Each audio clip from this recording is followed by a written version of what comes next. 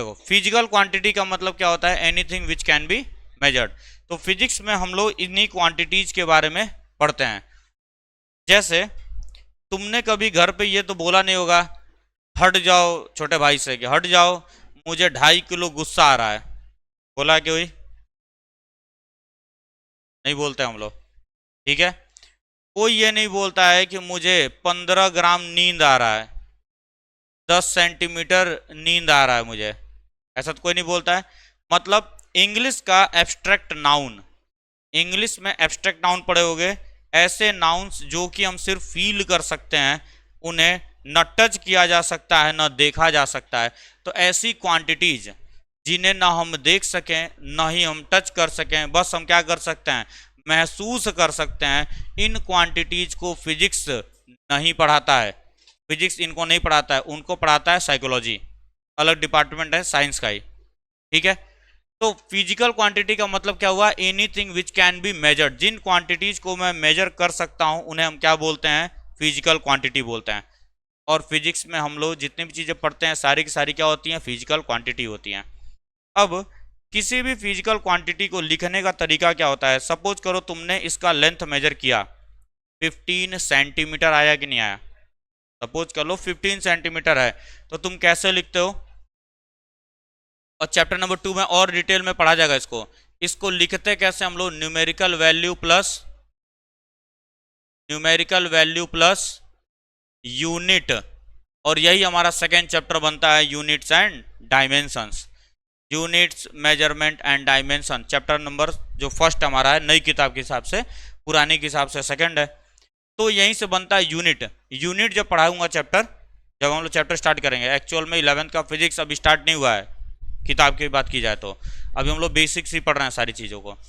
तो जब वो स्टार्ट होगा तो इसी यूनिट को हम लोग अलग से पढ़ते हैं, वहां पर भी तुमको फिजिकल क्वांटिटी के बारे में बताऊंगा मैं, सही है। अब देखो ध्यान से समझना बात को जरा। तो जब मैं किसी भी क्वांटिटी को लिख रहा था, मेजर किया मैंने, लिखा, तो मैं ऐसे ही लिखता हूं कि नहीं, 15 kg 100 मीटर/सेकेंड, ऐसे लिखते हैं कि नहीं। 200 मीटर ऐसे लिखा जाता है, 200 मीटर, 15 kg 100 मीटर/सेकेंड, क्या ऐसे लिखा जाता है कि नहीं। तो यहीं से हमको पता चला कि सर जो भी फिजिकल क्वांटिटी होती है उसमें दो चीजें होती हैं, एक होता है न्यूमेरिकल वैल्यू प्लस उसका यूनिट मतलब सरनेम। वो ये बताता है कि ये क्वांटिटी किस फैमिली से बिलोंग करता है। ये हमारा सिंपल सा फिजिकल क्वांटिटी का मतलब हुआ। अब हुआ क्या था कि सर 15 किलो जब मैंने लिखा कहीं पर भी, ठीक है, 15 kg जब मैंने लिखा, तो यहां मुझे डायरेक्शन की रिक्वायरमेंट नहीं है। जैसे मान लो ये ब्लॉक है मेरा, 15 kg का है, मैं इसको ऐसे रखूं तो ही 15 किलो बताएगा, मैं इसको ऐसे रखूंगा तो ही 15 किलो बताएगा, मैं ऐसे रख दूं तो ही 15 किलो बताएगा। क्या ये डिपेंड कर रहा है ओरिएंटेशन पर? ओरिएंटेशन पर ये डिपेंड नहीं कर रहा है। कुछ ऐसी क्वांटिटीज थी जो ओरिएंटेशन पे डिपेंड नहीं करती थी या डायरेक्शन पे डिपेंड नहीं करती थी, तो जिस डायरेक्शन में भी रखो वेट या मास हमेशा ये आने वाला है, 15 किलो ही। लेकिन अब मैं इसी पर फोर्स लगा रहा हूं, ध्यान से समझना इस चीज को। मैं जब इधर से फोर्स लगाऊंगा तो बॉडी किधर मूव कर रहा है, इधर मूव कर रहा है। मैंने इधर फोर्स लगाया तो बॉडी इधर मूव कर रहा है, मैं इधर से फोर्स लगाऊंगा बॉडी इधर मूव कर रहा है, मैं इधर फोर्स लगाया तो बॉडी इधर जा रहा है। मतलब सर फोर्स जब आप लगा रहे हैं उसका इफेक्ट चेंज हो रहा है कि नहीं हो रहा है, बट मास का इफेक्ट चेंज हो रहा है क्या? कैसे भी रखूंगा मैं, मास 15 किलो है तो 15 किलो ही है, बट फोर्स जिस डायरेक्शन में मैं फोर्स लगा रहा हूं उस डायरेक्शन पे इसका इफेक्ट चेंज हो रहा है कि नहीं, इसका रिजल्ट जो आउटकम है वो चेंज हो रहा है कि नहीं हो रहा है? हो रहा है। तो उस टाइम के जो फिजिसिस्ट थे और मैथमेटिशियंस थे उनके दिमाग में ये बात आई कि सर कुछ ऐसी क्वांटिटीज हैं हमारे पास, कुछ ऐसी क्वांटिटीज हैं जो डायरेक्शन पे क्या कर रही हैं, डिपेंड कर रही हैं, और कुछ ऐसी क्वांटिटी है जो डायरेक्शन इंडिपेंडेंट है, डायरेक्शन इंडिपेंडेंट है। इसी फिजिकल क्वांटिटी में हमको पता चला, इसी फिजिकल क्वांटिटी में हमको पता चला कि कुछ ऐसी क्वांटिटीज हैं जो कि हैं डायरेक्शन डिपेंडेंट, पहले इंडिपेंडेंट लिख लेते हैं, डायरेक्शन इंडिपेंडेंट, और कुछ क्वांटिटीज है हमारी डायरेक्शन डिपेंडेंट, डायरेक्शन डिपेंडेंट। कुछ क्वांटिटीज है हमारी डायरेक्शन इंडिपेंडेंट और कुछ क्वांटिटीज है हमारी डायरेक्शन डिपेंडेंट। समझ आ रहा है? अब जो डायरेक्शन इंडिपेंडेंट था, जैसे मास है हमारा, अगर मैंने तुमसे बोला 5 किलो, कंप्लीट इंफॉर्मेशन है कि नहीं है? तुम घर जब दुकान पे जाते होगे और दुकानदार से तुम कहते होगे भैया 5 किलो चीनी दे दीजिए, बस इतना ही बोलते हो कि नहीं? क्या तुम उसको बताते हो ऐसे दे दीजिएगा, ऐसे दे दीजिएगा, ऐसे करके दे दीजिएगा, ऐसा कुछ बताते हो क्या? ओरिएंटेशन बताते हो क्या तुम उसको? सिर्फ 5 किलो बोला, बात खत्म। वो 5 किलो झोले में लटका के तुम्हें दे दिया, लेके घर चले आए।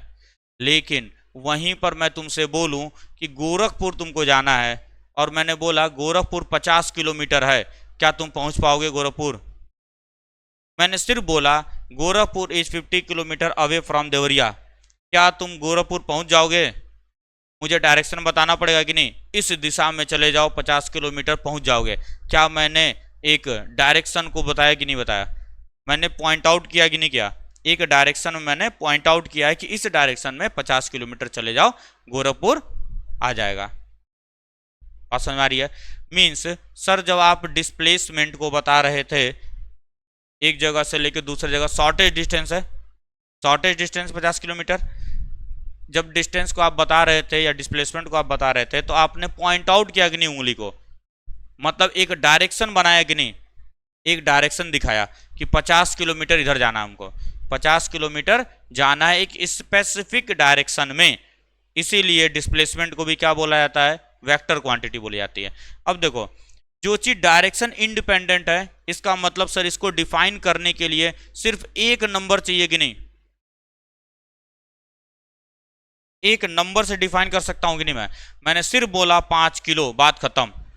मुझे नहीं बताना उसके आगे कुछ भी।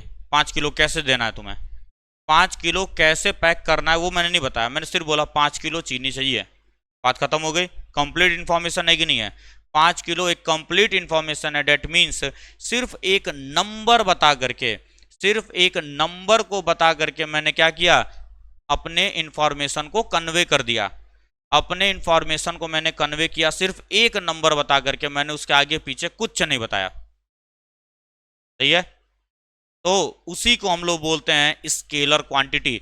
ऐसी क्वांटिटी जिसमें सिर्फ एक नंबर बता करके काम बन जाए, कंप्लीट इंफॉर्मेशन कन्वे हो जाए, उसी को हम क्या बोलते हैं?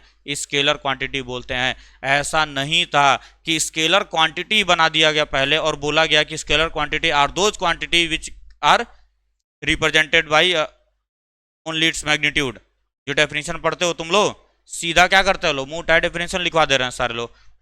लिखो physical quantity can be classified into 2 category, one is scalar one is vector. अबे कहीं से है? ऐसे आ जाएगा। हम जब क्लासिफिकेशन कर रहे थे, देखो 4 टांग कुत्ते का भी, 4 टांग गाय का भी है, दोनों को एक ही में लिख दिया क्या मैंने? जो जिस कैटेगरी को बिलोंग करता था, जिसके कैरेक्टरिस्टिक जैसे थे, उस तरीके से करवाया कि नहीं करवाया? है ना? मैं कैटेगरी वाइज क्या किया कि 4 टांग गाय की भी है और 4 टांग कुत्ते की भी है, तो मैंने दोनों को एक में नहीं रखा। गाय के अलग कैरेक्टरिस्टिक हैं, कुत्ते का कैरेक्टरिस्टिक अलग है, इसलिए उसको डॉग की फैमिली में रखा गया और इसको काऊ के फैमिली में रखा गया। अरे गाय अलग अलग टाइप की होती हैं कि नहीं? पास में मारा। तो सर मैंने जब देखा क्वांटिटी जो हमारे पास थी, जिन जिन क्वांटिटीज को मैं मेजर कर सकता था, उसमें 2 तरीके की क्वांटिटी निकल करके आई थी। एक ऐसी क्वांटिटी थी जिसको मैं सिर्फ एक नंबर बता करके सारा कंप्लीट इंफॉर्मेशन दे सकता था, और एक ऐसी क्वांटिटी निकल करके आई जहां पे नंबर के साथ मुझे डायरेक्शन भी बताना पड़ रहा था, जहां पे मुझे नंबर के साथ डायरेक्शन भी बताना पड़ रहा था। इसीलिए उसका नाम दिया गया वेक्टर। वेक्टर का मतलब ही होता है डायरेक्शन, वेक्टर का मतलब ही होता है डायरेक्शन। ठीक है? तो ऐसी क्वांटिटी जहां पर एक नंबर प्लस एक डायरेक्शन, दोनों ही चीजें चाहिए, इसीलिए ऐसी क्वांटिटीज को हमने रखा वेक्टर की कैटेगरी में, उसको कैटेगरी में रखा था। ऐसा नहीं था कि स्केलर वेक्टर पहले बना, पहले क्वांटिटीज थी, उनको क्लासिफाई किया गया है बस स्केलर वेक्टर में।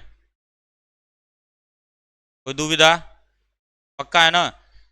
मेन चीज समझो, ऐसा नहीं है कि मैंने किताब में लिखा सन राइजेज फ्रॉम ईस्ट और सूरज देवता उठाए किताब पढ़ ली, अच्छा मुझे ईस्ट से राइज करना है, चलो कल से ईस्ट से राइज करूंगा मैं।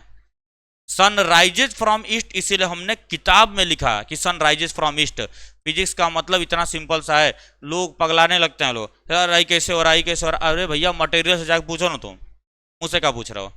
मटेरियल ने वैसा बिहेव किया तो मैंने लिखा है, मैंने सिर्फ लिखा है ऑब्जर्व करके, मैंने ऑब्जर्वेशन लिया और मैंने उस ऑब्जर्वेशन को लिखा है। मेरे लिखने की वजह से ऐसा बिहेव नहीं कर रहा है वो। एक सिंपल सा अगर ये अपने दिमाग में बिठा कर रखो कॉन्सेप्ट, फिजिक्स में कभी दिक्कत नहीं आएगी, कभी कोई प्रॉब्लम नहीं आने वाली है। अब कौन कौन से ऐसे थे जिनको मैंने कैटेगराइज किया था, तो स्केलर का एग्जांपल लिखा जाए तो मास सबसे बेस्ट एग्जांपल है। डिस्टेंस या लेंथ लिख सकते हो तुम, वॉल्यूम, टाइम, याद रखना टाइम एक स्केलर क्वांटिटी होती है, और भी बहुत सारे होते हैं। वर्क हो गया, वर्क हो जाता है हमारा, ईटीसी सारा नहीं लिखा जाएगा। वेक्टर में डिस्प्लेसमेंट, वेलोसिटी, एक्सेलरेशन, मोमेंटम और टॉर्क, फोर्स, टॉर्क, इन लोगों को मैंने डाला इस कैटेगरी के अंदर क्योंकि वो लोग इस प्रॉपर्टी को रिप्रेजेंट कर रहे थे, वो लोग इस प्रॉपर्टी को रिप्रेजेंट कर रहे थे। गिरा दिया क्या, नहीं गिरा है? अच्छा बॉटल से नहीं दिख रहा था, ठीक है चलो कॉपी कर लो जिसका इच्छा हो। सर तो एक बात हमको पता चली कि वेक्टर में डायरेक्शन बताना जरूरी है। अब एक चीज बताओ, खुद सोच करके देखो, हर एक चीज का रीजन है। अगर मैं तुमसे बोलूं गोरखपुर किस दिशा में है, चाहे दिल्ली किस दिशा में है, तो तुम ऐसे करके बताओगे कि नहीं सर इधर चले जाइए, सीधा इसे 50 किलोमीटर गोरखपुर आ जाएगा। क्या उंगली से हम इशारा करते हैं कि नहीं? और अगर तुम इस हाथ को अगर तुम देखते हो, कोई ऐसे नहीं इशारा करता इधर चले जाइए, उंगली से इशारा किया जाता है। क्या ये एक एरो के जैसा बिहेव कर रहा है कि नहीं? ये एक एरो जैसा लग रहा है कि नहीं? इसीलिए हमने बनाया वेक्टर का रिप्रेजेंटेशन जो हम लोग करते हैं एक एरो बना करके करते हैं। वेक्टर का रिप्रेजेंटेशन कैसे किया जाता है? एक एरो बना करके किया जाता है। Vector is represented by this symbol arrow. जहां पे ये एरो का जो लेंथ होगा ये रिप्रेजेंट करता है मैग्नीट्यूड को, और ये जो टिप है, हेड है, ये रिप्रेजेंट करता है डायरेक्शन को। अब देखो ये चीज याद रखना, बच्चे गड़बड़ी क्या करते हैं, बच्चे गलती ये करते हैं कि 5 न्यूटन का फोर्स कहीं लगा है तो इतना ही बनाएंगे, 10 न्यूटन लग रहा है तो भी इतना ही बनाते हैं। गलत है। अगर 5 न्यूटन तुमने इतना बड़ा बनाया है तो 10 न्यूटन इससे बड़ा होना चाहिए। अब ये सही है, क्योंकि ये एरो जो होता है इसकी लंबाई मैग्नीट्यूड को रिप्रेजेंट करती है, तो ये एरो बड़ा छोटा होना चाहिए। अगर वैल्यू अलग अलग है तो फिगर में जब भी बनाओगे तुम, ये वैल्यू अलग अलग होनी चाहिए। अगर ये वैल्यू तुम सेम बनाए हो, और अगर एग्जामिनर अच्छा है, बढ़िया है, एग्जामिनर तुरंत काट देगा उसको, तुरंत कट कर देगा कि तुमने गलत रिप्रेजेंटेशन किया, तरीका तुम्हारा गलत है। ठीक है, तो हम लोग एक एरो बना करके वेक्टर को रिप्रेजेंट करते हैं। अब वेक्टर को दिखाया कैसे जाता है, ये तो हमारा पिक्टोरियल रिप्रेजेंटेशन हो गया। जैसे मान लो कहीं लिखा गया फोर्स, फोर्स को वेक्टर फॉर्म में हम लिखते हैं एफ के ऊपर एरो बना करके। अगर किसी भी लेटर के ऊपर एरो बनाया गया, इसका मतलब वो क्या है, वेक्टर क्वांटिटी है। या तो इसको क्या कर दो, बोल्ड कर दो। इसको अगर मैंने बोल्ड कर दिया तो भी ये क्या रिप्रेजेंट करता है, वेक्टर क्वांटिटी को। या तो एरो बनाया गया हो या तो बोल्ड लिख दे, ठीक है, बोल्ड कर दे या तो एरो बना दे, उसी को हम लोग क्या बोलते हैं, वेक्टर क्वांटिटी। एनसीईआरटी में जितने भी वर्ड्स तुम देखोगे बोल्ड किए हुए वो सारे वेक्टर है, एरो नहीं बनाता एनसीईआरटी।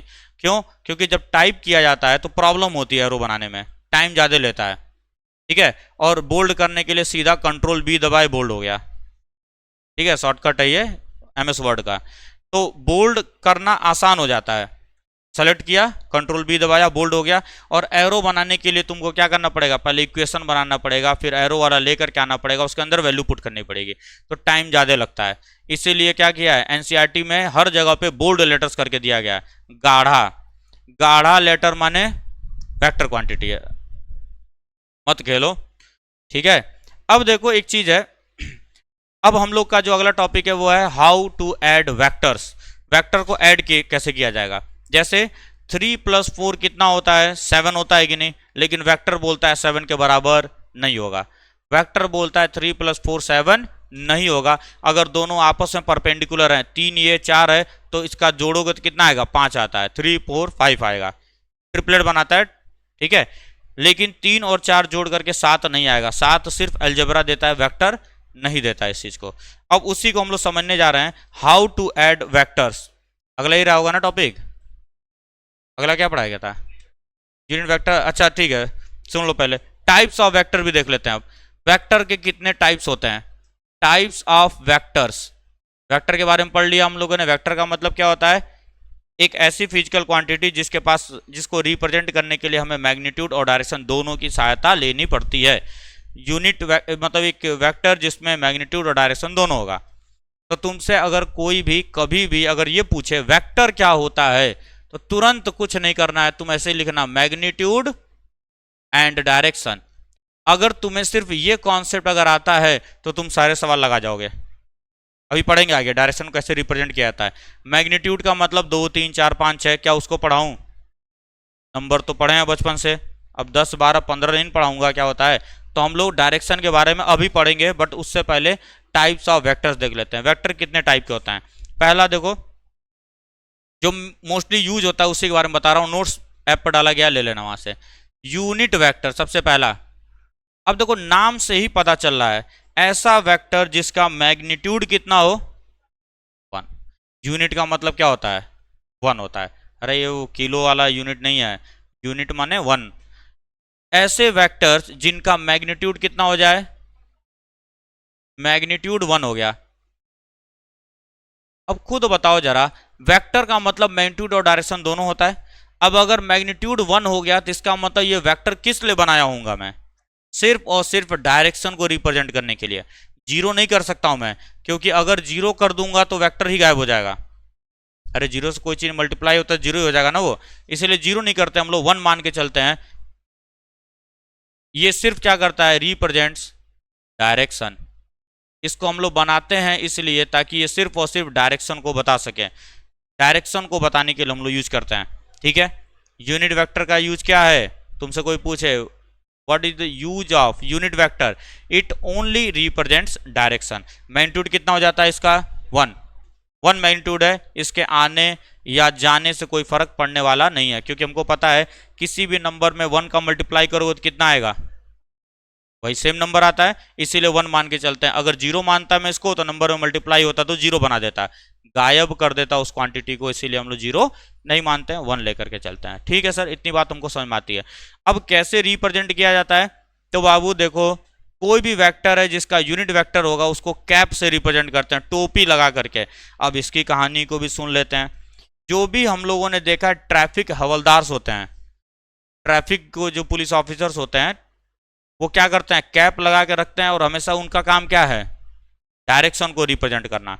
वो सिर्फ डायरेक्शन को रिप्रेजेंट करते हैं, बाबू तुम इधर चलो, तुम इधर से इधर आओ, तुम इधर जाओ, तुम उधर जाओ, करते हैं कि नहीं।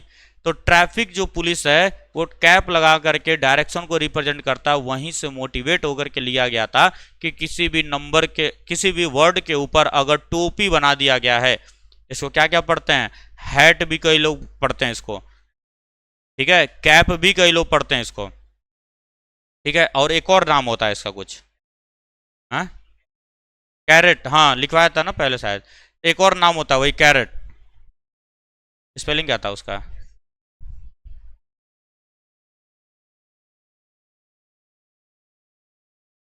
ठीक है। अब ये होता क्या है, ए कैप जो होता है वो होता है vector divided by its magnitude. अब मैग्नीट्यूड को कैसे रिप्रेजेंट किया जाता है, मॉड बना करके।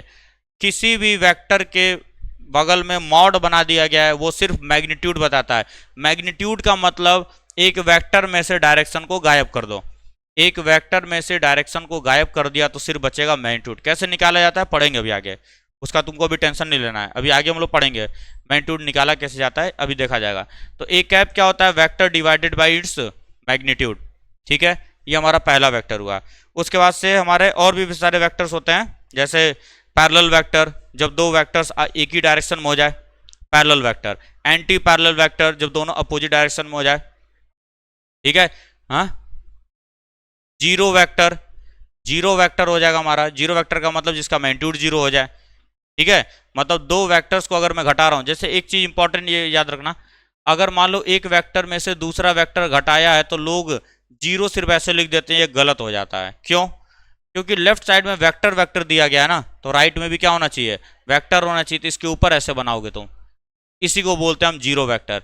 When two equal vectors are subtracted, दो इक्वल वेक्टर्स या दो क्या बोला जाएगा, एंटी पैरेलल वेक्टर्स का जब मैं रिजल्टेंट लेता हूं, जब मैं रिजल्टेंट लेता हूं तो हमें क्या मिलता है, एक जीरो वेक्टर मिलता है। ठीक है। और भी कई सारे टाइप के होते हैं, लाइक वेक्टर, अनलाइक वेक्टर्स, वो सब फालतू है, नोट्स में से उसको पढ़ लेना है। क्या लिखवा दिए सर? अरे ठीक है भाई, हर चीज लिखवाया जाएगा, तो समझा भी तो रहा हूँ। अब एक एक चीज लिखवा दिया जाए, 0 1 2 3 4, ऐसे तो 2 वेक्टर भी होगा, 3 वेक्टर भी होगा। ठीक है। अब जो हमारा इंपॉर्टेंट टॉपिक है वो है एडिशन ऑफ वेक्टर्स। एडिशन कैसे करते हैं हम लोग वेक्टर्स का, वेक्टर्स को कैसे जोड़ा जाता है, ये सबसे ज्यादा जरूरी है। देखो बनाया कैसे गया था, ये वेक्टर्स को हम लोग जोड़ते कैसे हैं, इसको जरा ध्यान से समझ लो। पढ़ेंगे कल ही सारा। ट्रायंगल लॉ होता है, वेक्टर का पैरेललोग्राम लॉ होता है, और एक पॉलीगन लॉ होता है। देखो था क्या ना कि एक मान लो मैंने लिया कोई भी एक पेज है या एक मेज था, मेज पे मैंने एक पॉइंट बनाया था, या मेज पे मैंने एक कार्डबोर्ड रखा और उस पर मैंने एक पॉइंट बनाया था। ध्यान से देखना यहाँ पे, ये हमारा एक कार्डबोर्ड रखा हुआ था जिस पर मैंने यहाँ पर एक पॉइंट बनाया था, जिसका कोऑर्डिनेट क्या था हमारा। सपोज किसी एक पॉइंट से मैंने देखा था इसके डिस्टेंस को, ऐसा कुछ ये वेक्टर बन रहा था, इसी को बोलते हैं हम पोजीशन वेक्टर। किसी भी पॉइंट का पोजीशन जो वेक्टर बताता है उसको पोजीशन वेक्टर बोलते हैं। किसी भी एक पॉइंट का position with respect to a reference point, इसी को बोला जाता है पोजीशन वेक्टर। मैंने ऐसे बनाया था इसको, ठीक है, एक कार्डबोर्ड पे मैंने रखा था। और बालक ध्यान से सुनना, मैंने इस कार्डबोर्ड को नीचे सरका दिया हल्का सा, मैंने इस कार्डबोर्ड को हल्का सा नीचे सरकाया। ये पॉइंट उसी कार्डबोर्ड पे बना हुआ है, पॉइंट उसी कार्डबोर्ड पे ही बना हुआ है, लेकिन मैंने इस कार्डबोर्ड को जरा सा नीचे सरका दिया। कैसे बनाया गया था ट्रायंगल लॉ या वेक्टर या बाकी सारे, उसको समझा रहा हूं। जैसे ही मैं इस कार्डबोर्ड को नीचे सरकाऊंगा तो नया पोजीशन कुछ ऐसा हो जाएगा कि नहीं, ये सरक गया नीचे, ये सरक के आया नीचे। तो ये पॉइंट भी पहले कहां था, इतनी दूरी पे था, अभी पॉइंट यही होगा, लेकिन नीचे सरक गया होगा कि नहीं। ये पी पॉइंट अब यहां आ गया होगा कि नहीं आ गया होगा, बोलो। अब इसका नया पोजीशन वेक्टर ये हो जाएगा, मैं इसको पी डैश बोल देता हूं। सेम पॉइंट है, पॉइंट वही है, जैसे किसी भी कागज वागज पे मान लो मैंने एक ये पॉइंट बनाया है, ये रहा। पहले ये पॉइंट कहां पर है, यहां पर है, यहां पर मैंने एक कील लगा दिया पोजिशनिंग के लिए। अब इस पॉइंट को मैंने नीचे सरका दिया, पहले यहां पे पॉइंट था, अब यहां आ गया कि नहीं आ गया, वही सेम काम किया गया यहां पर भी। पॉइंट को सरका करके नीचे लेकर के मैं आ गया, पॉइंट को सरका करके मैं नीचे लेकर के आ गया। पहले इनिशियल पोजीशन क्या था, पी था, फाइनल पोजीशन क्या हो गया, पी डैश हो गया। ठीक है। तो यहां से जब मैं ये वेक्टर इधर की तरफ सरका हुआ है तो यही बोला गया था, जब ये डिस्टेंस वगैरह को मेजर किया गया तो इसको ये बोला गया था कि जो ओपी वेक्टर है sir plus P P dash vector है। देखो पहले यहां गया मैं, फिर इधर आया, फाइनली यहां पहुंचा हूं कि नहीं मैं। ध्यान से सुनो क्या बात की जा रही है यहां पे। मुझे क्या करना है, मुझे फाइनल पॉइंट पे पहुंचना है इनिशियल पॉइंट से, मुझे फाइनल पॉइंट पे पहुंचना है इनिशियल पॉइंट से। मैं ओ से पी जा सकता हूं, पी से पी डैश आ सकता हूं कि नहीं, या तो मैं डायरेक्ट ओ से पी डैश जा सकता हूं कि नहीं। मैं दो अलग अलग पॉसिबिलिटी बनी है, but initial and final points are same कि नहीं। इनिशियल और फाइनल पॉइंट तो सेम है, लेकिन दो अलग अलग पॉसिबिलिटी बनी है, दो अलग अलग रास्ते बने हैं कि नहीं बने। एक बना क्या, ओपी प्लस पी डैश, और एक क्या बना, डायरेक्ट ओपी डैश। वही चीज लिखा गया है, OP plus P dash P P dash. हम लोग जिस पॉइंट पे पहुंचे हैं मैं डायरेक्टली पहुंच सकता हूं ओ से पी डैश पे। यही आधार था triangle law of vector addition का, यही आधार था ये। Triangle law vector addition, doctor S C. Varma की बुक उठा कर देखना, उसमें इस चीज को बताया गया था कि कैसे ट्राइंगल लॉ वेक्टर एडिशन को बनाया गया था।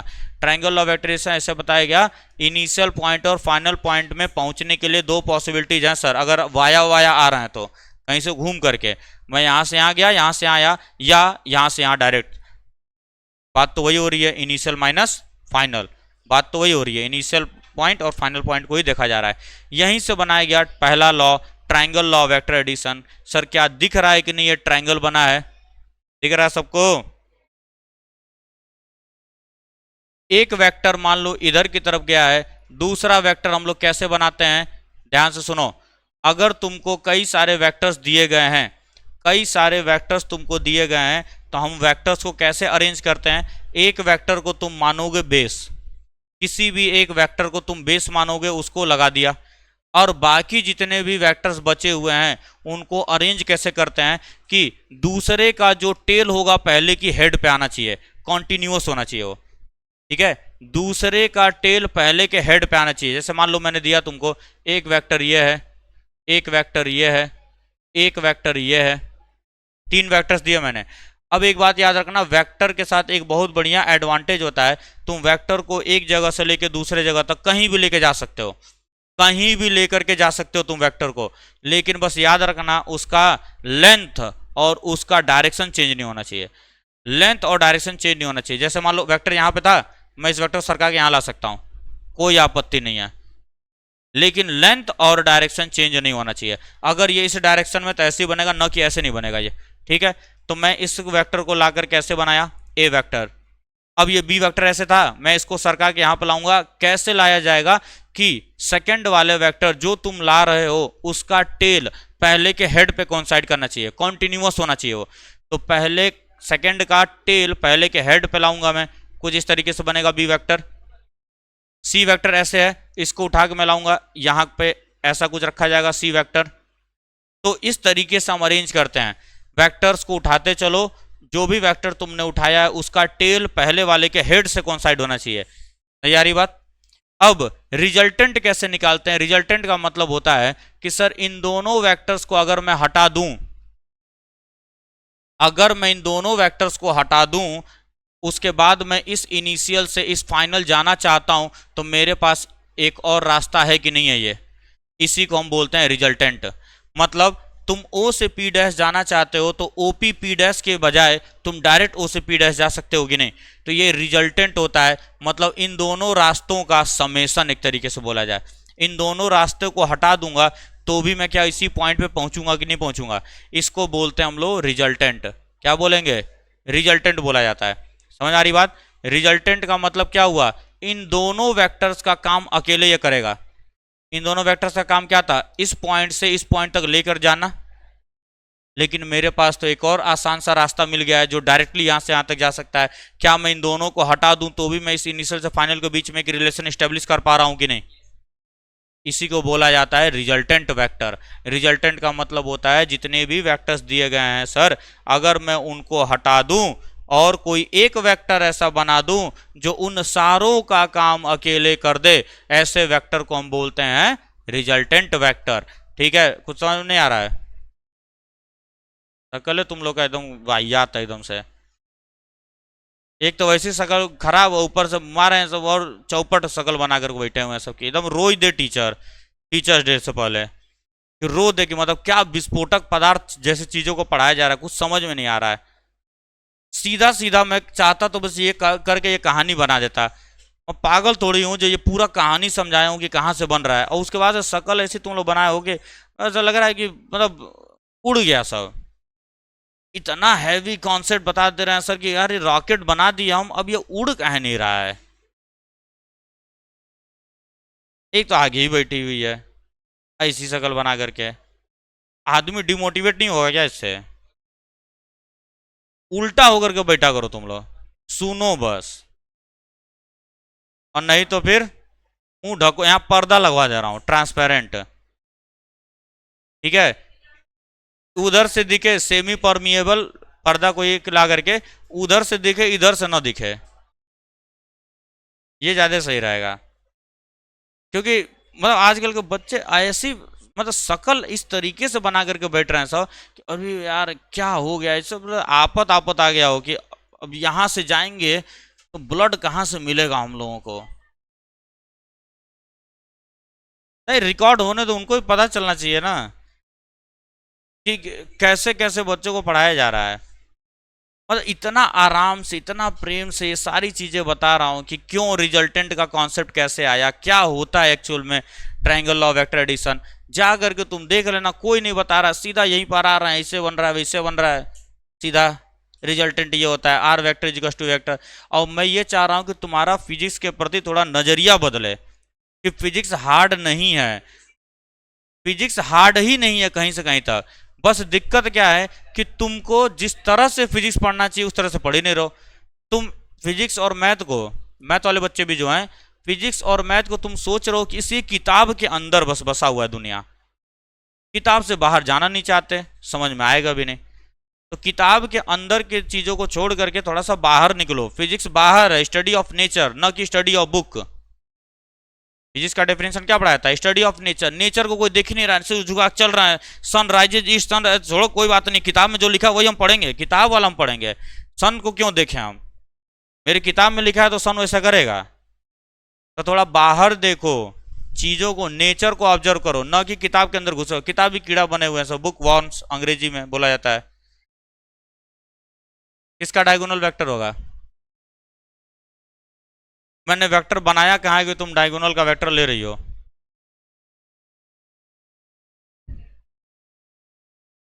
बिना इनके आए माता पिता आए नहीं, बच्चा पैदा हुआ कैसे फिर? जब मैंने बोला ही नहीं कि इधर एक वेक्टर है इधर एक वेक्टर, तो डायगोनल वेक्टर कहां से हो जाएगा जब वेक्टर की बात ही नहीं हुई है।